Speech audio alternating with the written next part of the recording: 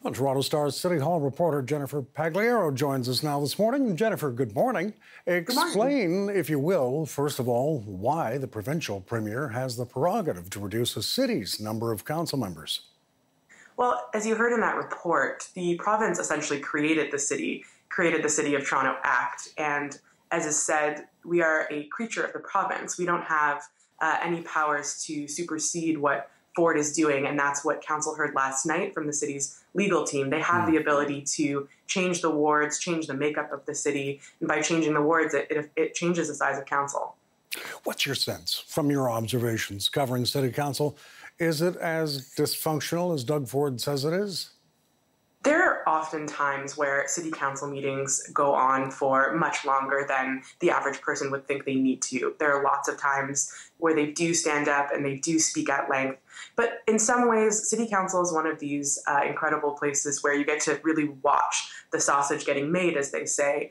And some people think that there really is no sense in cutting the size of council because there's so many important constituency issues that councillors deal with. If you call your city councillor, oftentimes you can get them on the phone, and that's not really true for every level of government. So what do you think is going to happen now when you have fewer councillors and each one of those councillors is representing many more people?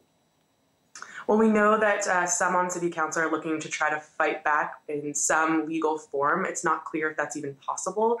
They had to close a pretty late night meeting last night. They're coming back on Monday, so we'll find out what kind of legal challenge they might like to launch and whether the majority of council even agrees to that. But as with amalgamation, it seems like there aren't many legal avenues. So it sounds like without some kind of protest and Ford changing his mind, this is something that he can go ahead with. Yeah.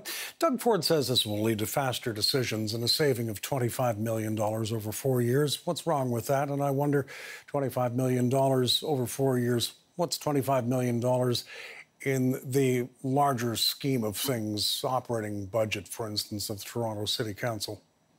Well, we're talking about a $10, $11 billion operating budget. So in the grand scheme of things, $25 million is a pretty small amount. And I think you have to weigh that with what is lost if you are the average citizen of Toronto. If you are expecting to have a ability to contact your councillor, ability to get your issue solved, something with you want to build a parking pad on your front street, you're trying to get a city tree removed from your front lawn. These are things that councillors deal with every day. And right now they have a much smaller constituency under a provincial and federal riding system. Most of those wards will grow dramatically in terms of population. The average ward population under that system would be more than 100,000 people. And that's going to be a real workload challenge for them. Some have said only the richest and loudest voices are going to be able to access those representatives now. Well, I think it would be really challenging to reach them. And I think that they would also likely need to increase their office budgets in order to deal with that amount of workload. So there may be a cost savings, but I think you also lose something. There may be an additional cost to doing that. So we would have to see what they would decide about how to beef up their own budgets to deal with that new system. Jennifer Pagliaro, the City Hall reporter for the Toronto Star. Good to speak with you this morning, Jennifer. Thanks for this. Thanks for having me.